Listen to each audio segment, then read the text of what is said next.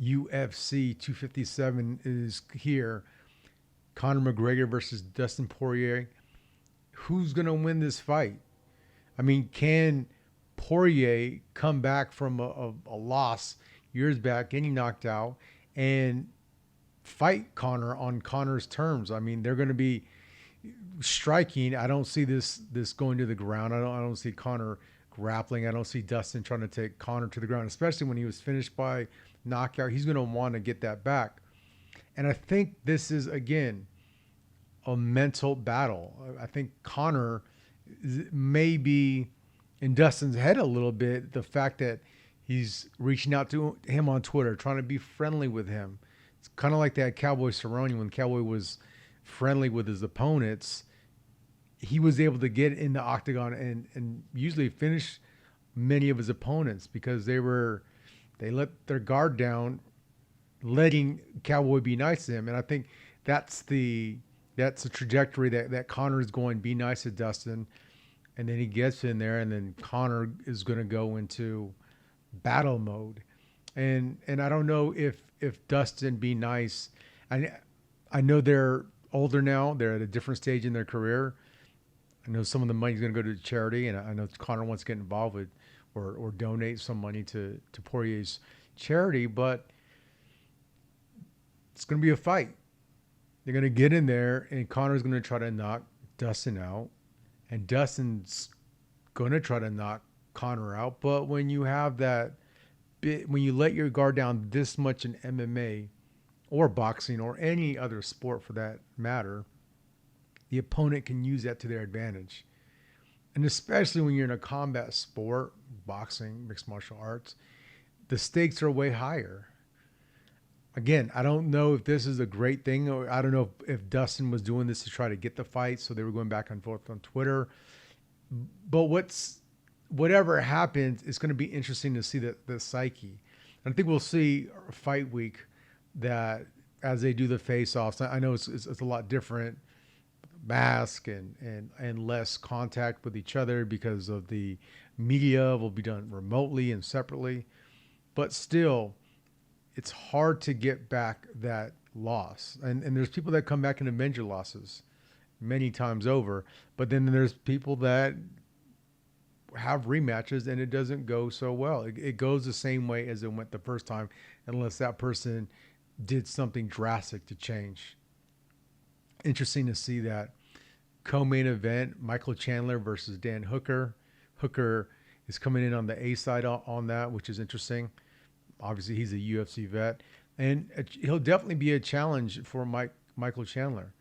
We'll see where Michael Chandler is at because Hooker, he's kind of like that gatekeeper. He's beaten some really good guys, and he's lost to some really good guys. So, I think the UFC and fans will see exactly where Chandler stands in that pecking order of the UFC, the top 5, top 10, to see where Chandler could go. I know Chandler wants a title shot, and he was close to getting one, being the fill-in for the Khabib and Justin Gaethje fight.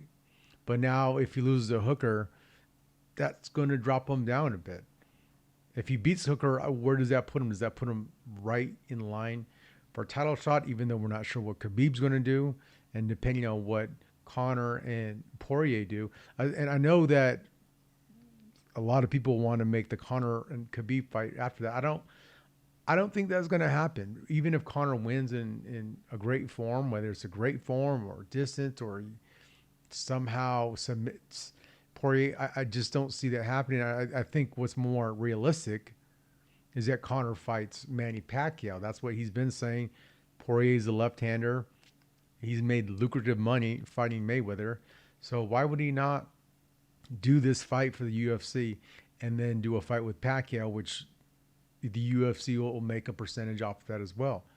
It makes a lot of sense. I don't see Khabib wanting to come back to fight him. I think the only thing I see Khabib doing is a fight with GSP. That's what his father wanted. That's what Khabib wanted. That's the only fight that I see Khabib doing. I would, I mean, this is, if someone had a wish list, it would be interesting to see him go against the 209, right? I mean, I know many people would say, well, Khabib's undefeated. He has a lot of losses, but people don't understand is a lot of those losses were decision wins that were someone just laid and preyed on him. And the other thing too is jiu-jitsu. Khabib hasn't really been challenged with someone with that high level of Brazilian jiu-jitsu. So even though Khabib is a high level sambo, what is that going to look like if he was to take a high level black belt, right? That knows how to use jiu-jitsu in a combat form. It's not going to go the way that many people think it's going to go. He's not going to go take him down, choke him out, arm bar, triangle. Like, when was the last time that happened? It was a 20-year-old back in, I believe it was like 2006, 2005. It was maybe even before then at a blue belt. So the only thing I see Khabib doing is GSP, although I would like to see what that would look like. I've talked to Javier Mendez, Khabib's head coach. He obviously thinks that Khabib would beat everybody, and rightfully so. He's beaten everyone. I just think that, yes, GSP would be a good matchup. GSP has the wrestling pedigree, the MMA wrestling. I mean, GSP's wrestling that's what he was known for, taking his opponents out and beating them, outpointing them. But so that would be interesting as well. I just don't know if we would see a true MMA match, or would it be more of a grappling match when you got GSP and Khabib, like a 5-round grappling match, which that'd be great. It would be nice to see. I mean, that's still something that's intriguing. But I think going against 209, that's a fight. That's a different level. That's something where the stakes are way higher. The stakes with GSP aren't as high. It's two people competing, and there's nothing wrong with competing, but there's certainly a different level from competing and trying to hurt someone and finish someone. And not that I want to see someone hurt, because certainly not. But that's why many people watch boxing. That's why they watch mixed martial arts, whether it's UFC, Bellator, PFL. They want to see that. Me, I'm more on the technique side. I want to say, okay, can this guy's martial art or martial arts trump someone else's, and in what fashion or what form? There's others that want to see that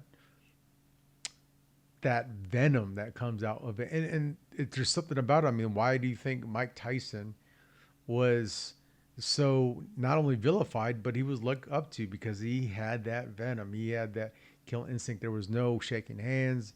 There was no fist bump.